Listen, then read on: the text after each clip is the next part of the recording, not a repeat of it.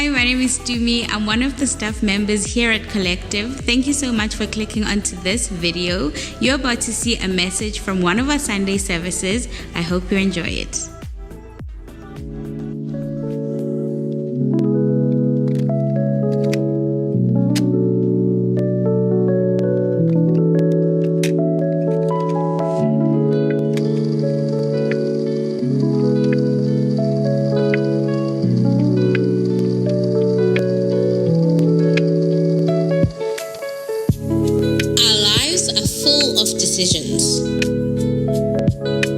Everyday choices come our way and we have to decide which way to go. Ever made a decision that you thought was great at the time, but later on you realize it wasn't the best idea? Can sound a little something like this. You know what? I'm sick of this life. I want something more. Father, pay me my inheritance now. What do we do when the consequences of our actions show up in our lives? Where do we go when we know we've made a wrong turn?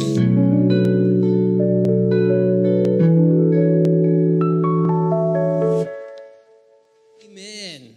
Where do we go when we know we've made a wrong turn, right? No, has anyone here ever made a wrong turn on a road? Anybody? Anyone who's a driver? I remember when I was a young guy, I was not good with getting lost. So for a second, before I even jump into this quick introduction, can we just give it up for the father of the house? My dad is here, Pastor Michel. So good to be here. I'm so glad you're with us. Him and my mom apparently are taking turns, right, to come to church. So it's great to have you with us, and it's an honor to have you in the house. And it plays into the story because it wasn't too many times that I would talk to my dad. It was more to my mom. But if I ever got lost when I was a driver, it was the end of the world. So I'll tell you a quick story, but we'll get to it now. I don't know if you remember, Dad, but there was a moment when I was very young, and I think we were driving somewhere through Joburg somewhere, and you said in the car, "I don't know where I am." And as maybe like a 5 or 6 year old kid, I just burst out crying. Do you have any recollection of that? He does not.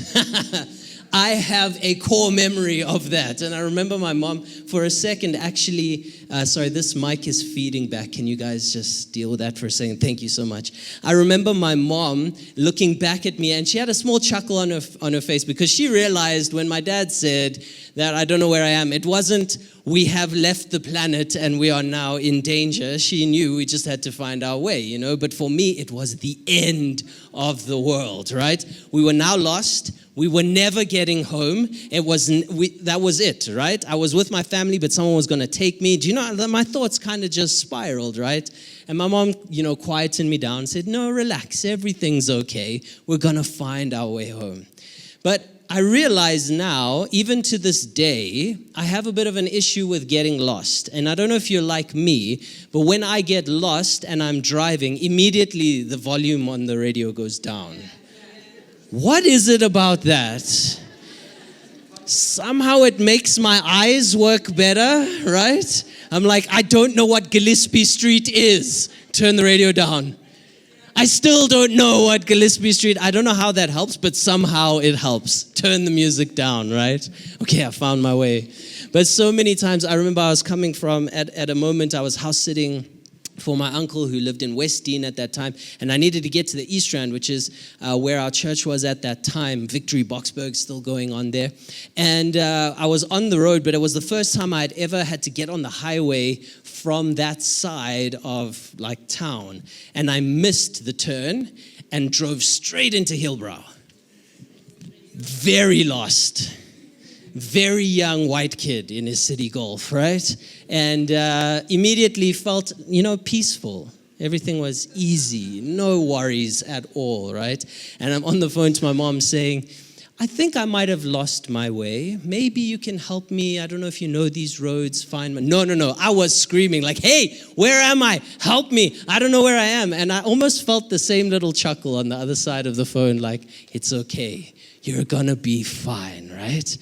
We ever taken a wrong turn on a road or gone down the wrong place? It can be so disconcerting. It can be so challenging.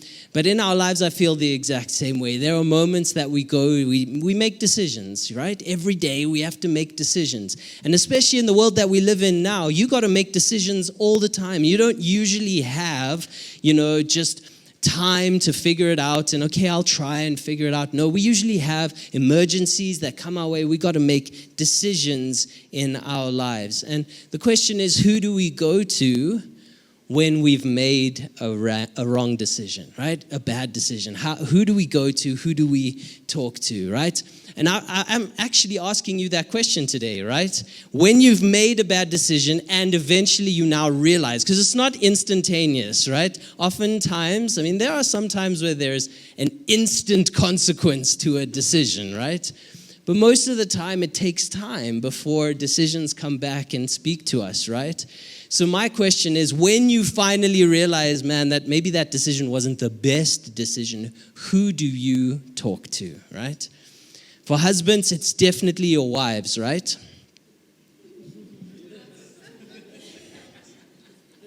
Don't chuckle, right? What about when you made a bad decision and money is involved? Definitely your wife, right?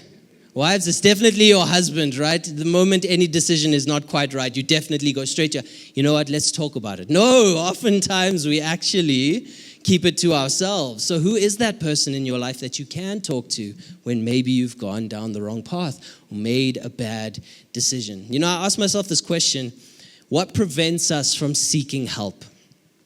Right? Most of the time when we make wrong decisions, we don't usually go for help. We try and sort it out ourselves, right? So my question is, what prevents us from going and seeking help from others, especially those that are closest to us, right?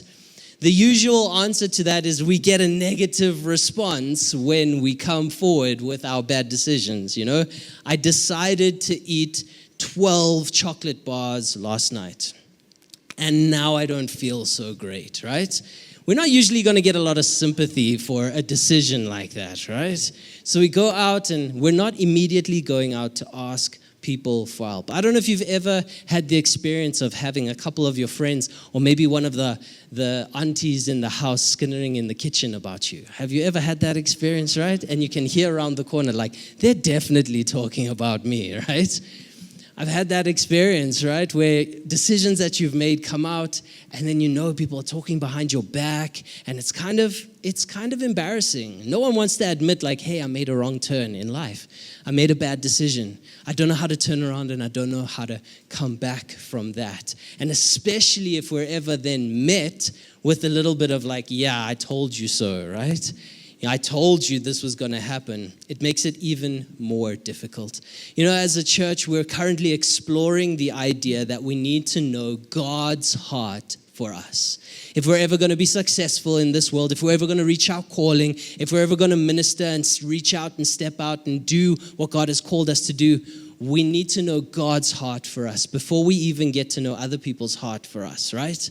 Because it's God's heart towards us that propels us into our purpose. This is the foundation that we laid last week. If you haven't watched it, please go and watch Rewind Part 1.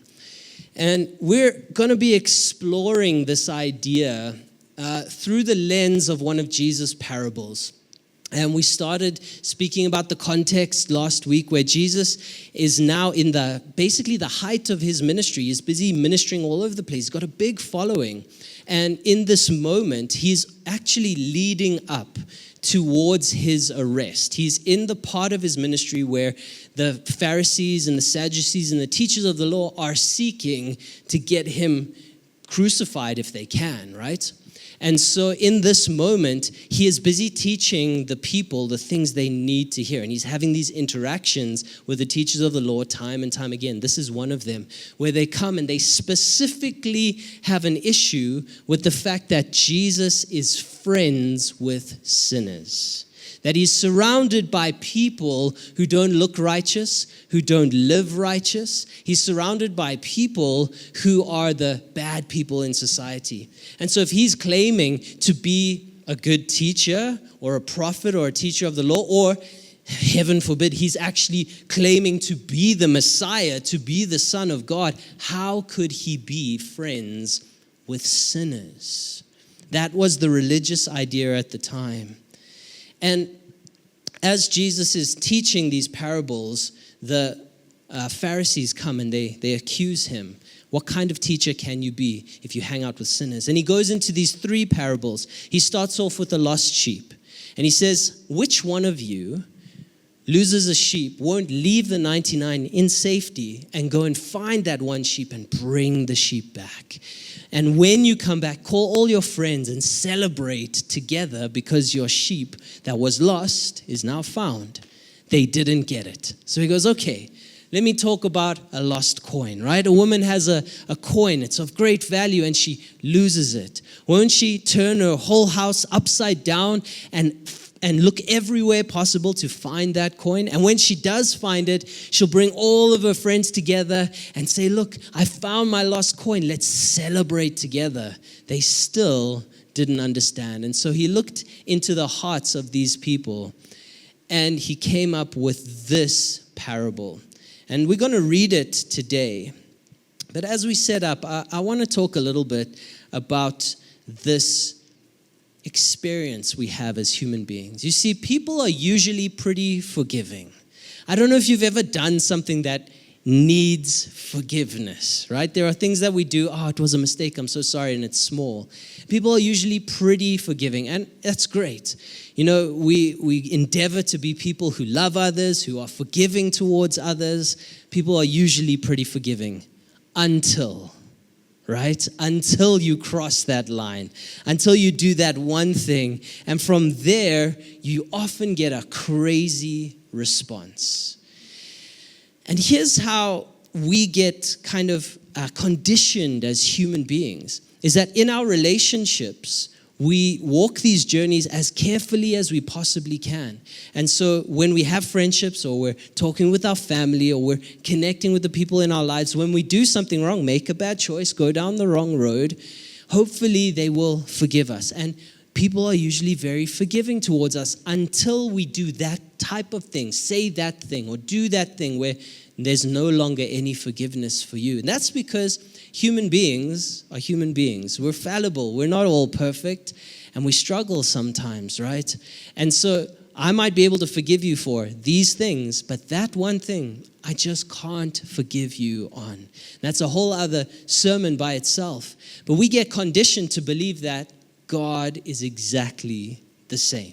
Because our interactions with our parents, our interactions with our family, our interactions with the people in our lives is like that. That yes, you've got this far, but after that, we're done. After that, there's no more forgiveness. And I get it. I mean, in this church, we've always said, and we will continue to say, that we believe in emotionally healthy spirituality. That means there's no room for abuse, guys. There's no room for manipulation. There's no room for crossing lines just to cross lines, right? We're not going to do that. We're going to be people who understand boundaries are healthy. We're going to be people who understand that loving and caring for others means I do my best for them, and I won't abuse others in my life. Right? 100%. So in this topic today, I'm not talking about abuse, but the reality is we hurt people in our lives, sometimes intentionally, sometimes unintentionally. And we sometimes will then get that response that we're not looking for, where forgiveness is very difficult to get and very difficult to give. But then we take that same idea and we place it on God. We see God in the exact same light. And so we're going to read this scripture together. And we're going to explore this idea a little bit, because the reality is If you haven't made a wrong turn or a bad choice in your life, at some point, it's going to happen. At some point, you'll be excited about an investment and it won't work out the way you want. At some point, you'll be excited about a purchase and it won't work out. At some point, you'll be excited about a business or taking a step or taking a move in your career and it might not work out the way you had hoped. And we have to come back and see God's heart for us. Let me take it one step deeper. What about your walk with Jesus? How many times have we felt like we've let God down? How many of us have ever sat in that position and said, God, I did it again.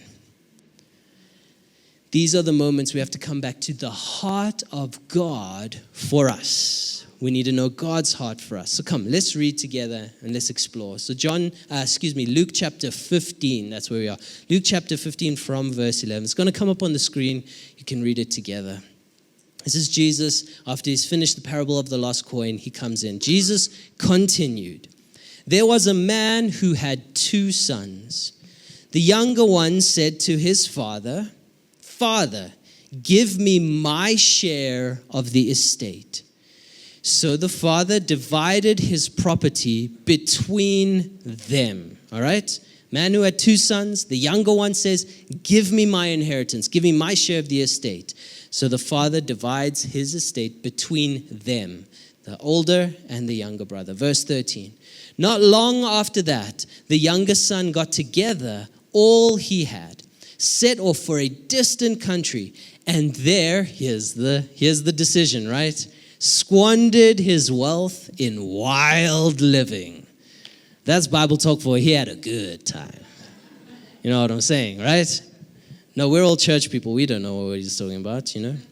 All right, verse 14. After he had spent everything, there was a severe famine in the whole country, and he began to be in need. So he went and hired himself out to a citizen of that country, who sent him to his fields to feed the pigs. He longed to fill his stomach with the pods the pigs were eating, but no one gave him anything. When he came to his senses, he said, how many of my father's hired servants have food to spare? And here I am, starving to death. I will set out and go back to my father and say to him, watch these words, Father, I have sinned against heaven and against you. I am no longer worthy to be called your son. Make me like one of your hired servants. So he got up and went to his father. But while he was still a long way off, his father saw him and was filled with compassion for him. He ran to his son, threw his arms around him, and kissed him. The son said to him, Father, I have sinned against heaven and against you. I'm no longer worthy to be called son. But the father said to his servants, the father didn't even let him finish his sentence. Quick, bring the best robe. Put it on him. Put a ring on his finger and sandals on his feet. Bring the fattened calf and kill it. Let's have a feast and celebrate. For this son of mine, watch these words, was dead and is alive again. He was lost and is found. And so they began to celebrate. That's where we'll take a pause for today. What an incredible story. And it feels like I've given away the ending right at the beginning. But we need to understand a few things about this interaction between a father and his son. This parable has been spoken about or labeled a few different ways, but most of us know it as the prodigal son, which means the focus of this parable is often on the younger son. And so it should be. The bulk of the story is about the young son of this man. And Jesus is obviously speaking about this to teachers of the law. He's trying to help people understand, because right now, while Jesus is saying these words, he is surrounded by those that the religious people say are the worst people on the planet. These are the worst people. They're tax collectors, they're sinners, they're drunkards, they're sex workers. These are the people Jesus chooses to be around. And around all of these people are the teachers of the law who are hypocrites and judgmental. But I want you to notice something. The Pharisees didn't believe that they were wrong. They didn't even know that they were wrong. They were just caught up in the religious system of their day. So Jesus is trying to help them see who they are, trying to help them see who their people are. Because here's the big deal. The Pharisees somehow thought they were separate to the sinners. We sometimes look at ourselves in church week in, week out, and I love you for it. Come to church every week. But we see ourselves separate from the sinners. And there is no distinction between me and the person out there other than the fact that Jesus' blood has covered me and washed me clean. And every day His grace is enough for me. And step one, we got to realize that when Jesus is talking to the sinner, He's talking to me. When He's talking to the Pharisee, He's talking to me. When He's talking to the crowds, His disciples, when He's speaking, it's not for someone else, it's for me. And this is where we start to see God's heart for us. And I want to bring something up quickly as we kind of explore this first part of the story. You see, the son makes two distinct decisions. And the very first one comes in the second sentence. The younger one said to his father, "Father, give me my share of the estate." And so the father divides his inheritance between his sons. Decision number one didn't come out of nowhere. Decision number one is, I want resource. You see, we look at this story as if the younger son just wanted to go and do crazy things. He just wanted to be the wildest kid. He wanted to go and do crazy stuff. And to a point, that's very true. But that's not really what was driving the younger son. What was driving the younger son? I want to make my own decisions. I want to get my resources in my hands so I can make my own choices for my life. You start to see it unfold. He starts to walk out this journey and he goes to a distant land, right? Now, when the Pharisees are hearing Jesus say the younger son goes to a distant land, they're thinking he's going out to Samaria or he's going out to Babylon or he's going out somewhere else, right? But what Jesus is trying to help them understand, because later on he'll get a bit snarky and he will tell them, you are of your father, the devil. What Jesus is trying to help the Pharisees understand and help us understand is that it's not so much about going to a foreign land, it's about who you sit under, right? The kingdom of this world or the kingdom of heaven. And again, Jesus is trying to help us understand what the kingdom of heaven looks like. You and I think we know what the kingdom of heaven looks like. We think we got it down. That's what it sounds like. That's what it looks like. These are the type of people that get into the kingdom of heaven. But I promise you, one day we're going to step up into heaven and we're going to be surprised by who is there. Why? Because the kingdom of heaven does not operate the way the kingdom of this world operates. And Jesus is coming to tell us we got to shift our paradigm because again, and I said this last week, you're going to hear me say it over and over again. We read these stories and we externalize them. We talk about other people who need to hear the message. But the reality is we're the ones that need to hear it. We need to know God is for us and not against us. That God is with us no matter where we've been, no matter who we are. And so the first decision the younger brother makes is, I want to make my own choices. How many of us have been in that position when it comes to God? How many of us are there right now? God, if you'll just give me the resources, I promise you I'm going to make the best plans with them. It's going to happen. It's all going to come to pass. But the resources have not yet been given. We're asking God for it, and we're asking God for the wrong thing. Because this younger brother, he didn't know what that kingdom, what that distant land, what that world was going to do to him. I'm not here to say that that guy didn't have any bad intentions. I'm sure he did, right? But Jesus was not saying he wanted the wealth in order to be wild. The wealth he had led him on a path that when he submitted himself to the kingdom of this world, it resulted in the wild lifestyle that he went into. And it's one decision that triggered a whole bunch of choices. I'm going to have parties. I'm going to celebrate with friends. I'm going to buy things. I'm going to buy people. I'm going to do what I want with my money. And it says that slowly but surely, he spent everything. And that would have been fine, actually. Except there was a famine that came into the land. Because God knows what we don't know. God sees what we can't see. And so this brings us to a point, especially as Christians who have faith and are trusting God for something big in our future. We're asking God for the breakthrough, but God knows what lives in that country. God knows what's coming when you get into that space, right? And I promise you, you don't want your timing. You want God's timing, even if God's timing takes longer than you think. This is the decision the younger brother is making. He's not saying, God, I want to be wild. He's saying, God, I want to make my own life. I want to build my own kingdom. I want to make it happen. The younger brother looked at his father and saw all the wealth and said, it's time for me to make something of myself.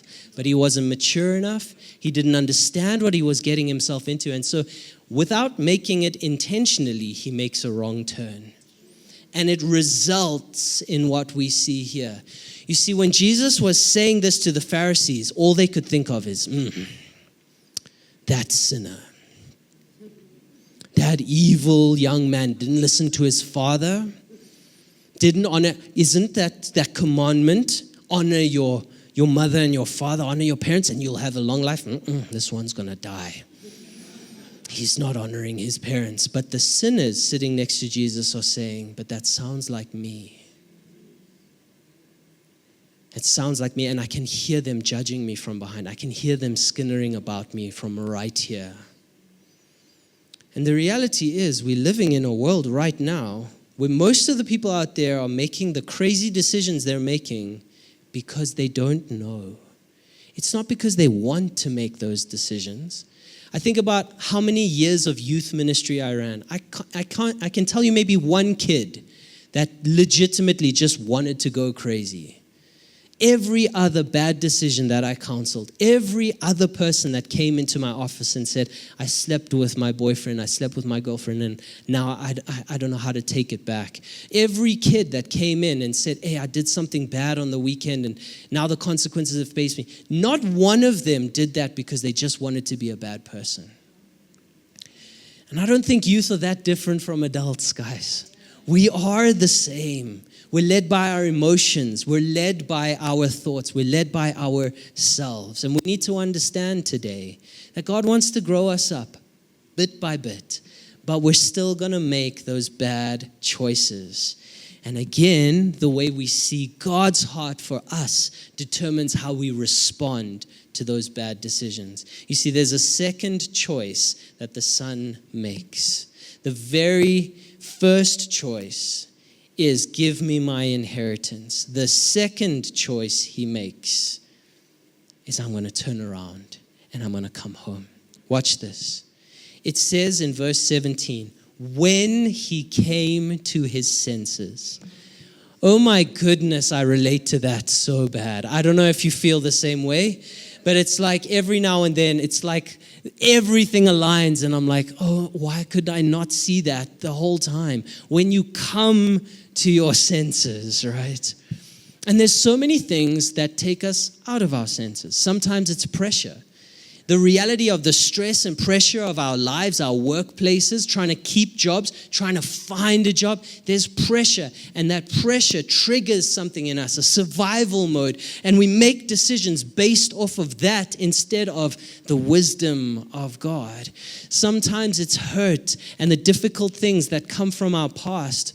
We've called this series, Rewind, because the reality is we come back to these bad decisions over and over again. I don't know if you've ever felt this way, but even right now, I can go back in my life. I can tell you all the bad decisions I made. When I was younger, when I was a teenager, when I was in university, when I was out of university and working in church, I can tell you bad decisions that I made in the last couple weeks and months. I know them, but ask me to tell you what great decisions I made and what great consequences came out of that. It'll take me a second to think, yeah, I have made some good decisions in my life. The reality is we don't rewind back to the good. We always rewind back to the bad. That's how human nature is. And so this guy here, he finds himself now without a cent to his name. And so he hires himself out. But he's a foreigner. He can't get a job. He doesn't have any standing in this place. He's just been partying for however long he's been there for. And so he finds himself in the lowest of the low jobs. Jesus is right now in this place doubling down on how bad these people are. For the benefit of the Pharisees. Because if they didn't think he was bad, when he starts feeding pigs, he's now even worse. There's nothing lower than feeding pigs, man. Sinner. He's getting what he deserves. Dishonored his father, went and lived a licentious life. He gets what he deserves, right? Then Jesus triples down and he says he's so hungry he wants to eat what the pigs are eating. And they're like, oh my goodness, Jesus. How could you even say a word like that? It's not possible. Eat the things the pigs eat. The Lord has declared it gross. Don't do it, right? That's all they can think about. Jesus triples down. He wants them to be judging this guy. And we're going to figure out exactly why. Natalie, I'm leaving you on the cliffhanger there. I can't tell you why. We got to come back for that one. We're focusing on the Son today. This moment, Jesus is trying to help these Pharisees judge as hard as they can so that these sinners that are around Jesus can feel as low as they possibly can. I don't know if you've ever been in that place where you felt as low as you can possibly go. Oh, Jesus, why would you do this? It's because you cannot understand the heart of God until you see him reach into the muck, into the mud, into the pigsty, and grab you from the deepest, darkest place of your life and lift you up. You see, when he came to his senses, he made a plan. He's still showing us who he is. He's a guy trying to build his own life, even to control how his father responds to him. He makes the decision, I'm going to go back to my father. Great decision. But he practices a speech. And I like to think that this guy, however distant he was from his home, had a while to get home. And so every step that he took, he practiced. Father, I've sinned against heaven and against you. He could have just said, I sinned against you, right? I mean, he didn't take God's money. He took his father's money, right? But he decides, okay, you know what I got to do? I got to grovel. I got to get as low as possible. I have sinned against heaven and against you, thinking that manipulation's going to get him something from his father. That story is deep, man. Maybe if I grovel low enough, then I'll get forgiveness. That's how humanity works. Grovel before me. Show me how sorry you are. I don't know if you've ever been forced into a situation like that. It's called manipulation. It's called control. And it goes both ways. Sometimes people force you to grovel. Sometimes you grovel hoping you're going to get a better response to a bad decision you made. God says, this is not how it works. So he practices, I've sinned against heaven and against you. I'm not worthy. Maybe the only true thing that this young son has said. I'm not worthy to be called your son.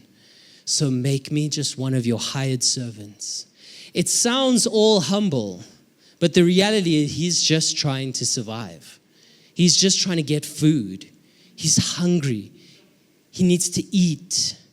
And so he thinks, even in himself, he'll convince himself he's being humble.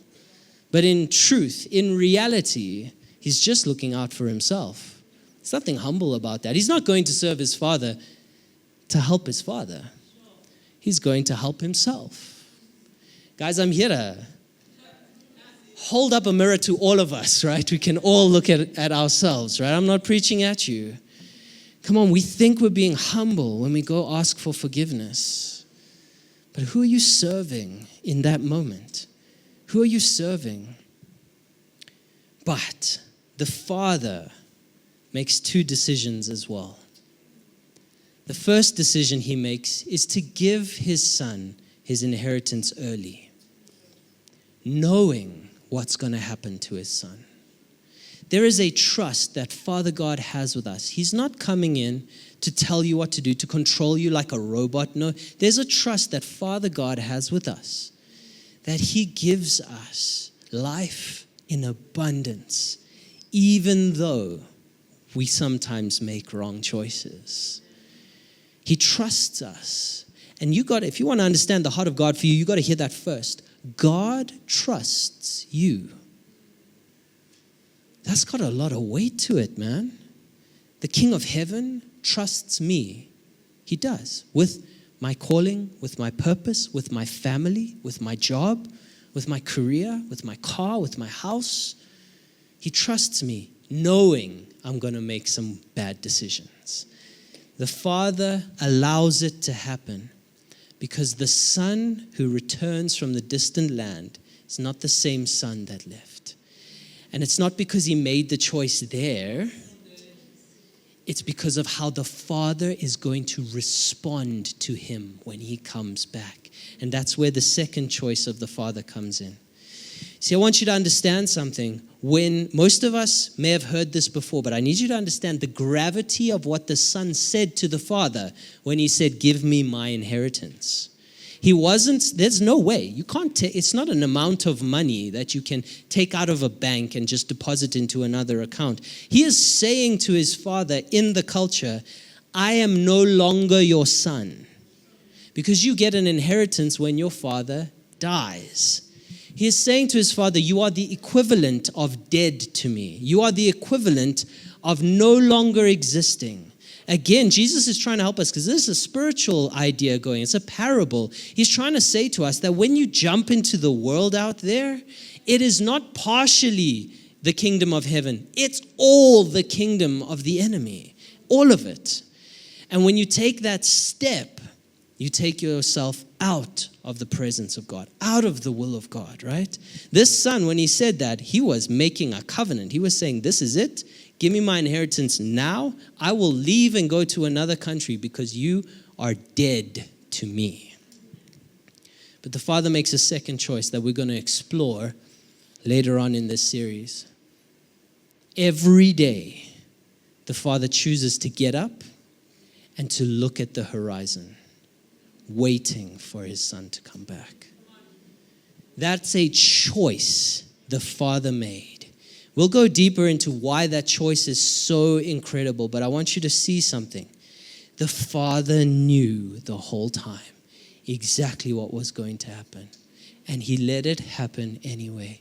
When the son comes, he's got his practice speech. He's ready, right? He gets to his father, and his father comes running out of the home to him, and he's shouting. I feel like he's shouting at his father because he can see his dad coming, Father, I have sinned against heaven and against you. And bang, he gets taken out because his father wraps his arms around him, stops him from finishing his sentence. He lets him say the only true thing that this kid thinks about himself. I'm no longer worthy to be your son. True. I'm not worthy to be a son of the Father. And I have all the evidence to prove it. You and me, we're not worthy. We've got to hear it, guys. It's not an easy pill to swallow.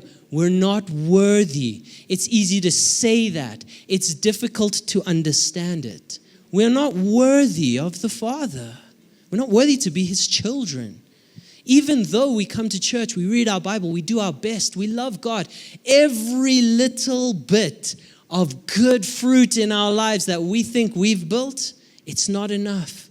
Paul says, I look at all the fruit of my life, every church I've planted, every person I've saved, every demon I've cast out, every person I've healed, every bit of it. I look at it as if it is rubbish to be thrown out for one goal, knowing Jesus. And so the Father lets him get to the point where he says he's not worthy, but he doesn't let him say, make me your servant. Because the Father wants him to remember in his mind, he got to say, I'm not worthy. But he puts a robe on him anyway. And he puts a ring and gives him authority. He gives him covering. He puts shoes on his feet. And he has a party for his son. And in that moment, everything breaks in the son. And he realizes for the very first time in his life, it's not about what he does. It's not about his failures. It's not about his victories. It's not about any of that. It's just about the fact he has a loving Father, a gracious Father. And for you and me today, can we realize right now, it's not about all the bad things you've done. It doesn't matter what they are. The Father never asks the Son, what have you done? Give me an account. I gave you those cows. I gave you that money. You went and spent it. What did you do with it? Give me an account. I mean, I still love you, but give me an account. That's human nature. God knows what you've done. And yet he robes you anyway. He calls you a son and a daughter anyway, because he loves you and he is a gracious Father. He doesn't wait for his son. He comes out every single day and he waits for his son to come back. I'm asking us today, how many of us feel that rewind going on in our lives? And the problem with the rewind is not that it only exists in our past. It's because of things we do today that remind us because we haven't yet broken through. You see, when there's an issue in your life and you see the breakthrough, it's easy to let go of that tape, to take the tape out and to set it aside and not rewind back to it. But when you do the same thing again and again, and then, God, I thought I was past this, but now I'm right back where I was before. It's when that happens that we're triggered, not just for that moment, but for every moment that came before it. Every time we failed God before, every time we failed our spouse before, every time we made a wrong choice at church or a wrong choice in our jobs, every time we go round and round and round, and that loop causes one thing: Father, I'm not worthy. So make me a servant. If at least I can just be a servant. But that rewind stops today because God comes and he puts a stop to it. He goes and clicks that stop button. He says, no, I've had enough of your false humility. I've had enough of you trying to figure your own life out. When will you realize that if you will submit and surrender to me, I will build your life for you? He's got a plan and a purpose for you. That rewind, that round and round in your mind, because every step that man was taking, that young brother was taking, one step was practice your speech. The other step is, I'm not worthy. And just over and over and over again, we go round and round. But today we get to see it stop, because this is God's heart for you. And no matter where you've been, no matter what you've done, he runs to you. He runs to you. Come on, church, he runs to you. He's not even waiting for you to come home. He runs to you. While you are far off, he sees you on the horizon. He saw you in the pigsty. He saw every decision that led you there and every reason why. And he's coming to you to restore you, to make you a son and a daughter of the Most High. And there's so much more depth to this story that we're going to explore. It's why we need a whole series for it. But today, I want you to see yourself as the younger brother. You didn't necessarily make all those bad choices on purpose. You weren't intentionally trying to go down those paths. This world influences us. It takes us down those paths. But it's when we choose to build our own life, to say, God, give me the resources so I can build. Jesus says that he builds the church.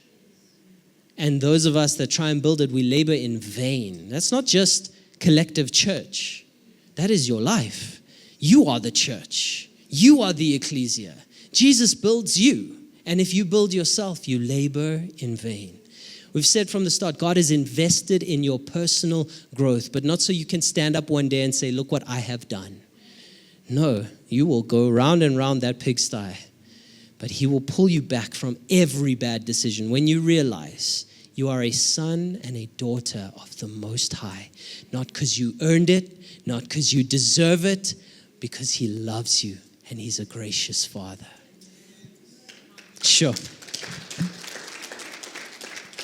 And so what does that mean for us today? It means that every decision we make from now on is not whether it's good or bad, right or wrong. Is this what a son and a daughter would do? Or is this what a servant would do? These are your choices. I am a son of the Most High God.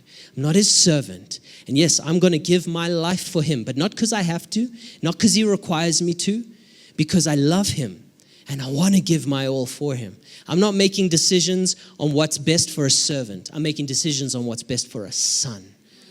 You got to make decisions what's best for a daughter of the Most High.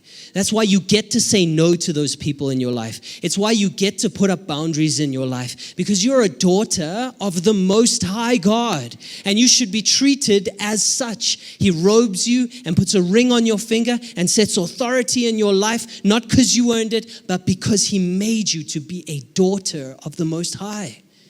Step into it. Make decisions based off being a son and a daughter, not a slave. We don't choose to honor God because we have to. Come on, we honor God with our lives because he first went to a cross for us. You are a son and a daughter. And until you understand God's heart for you, you can never understand your own call and your own purpose. And so today we're choosing to walk out every step as a daughter and a son of the Most High, and trusting him to lead us on that. So we've come to the end of the message, and I really hope that you enjoyed that. And I want to encourage you to take something from the message this week and apply it to your life and see God move. So for more information about our church, you can visit our website. That's www.collective.org.za. And we upload these messages weekly, so we'll see you next week.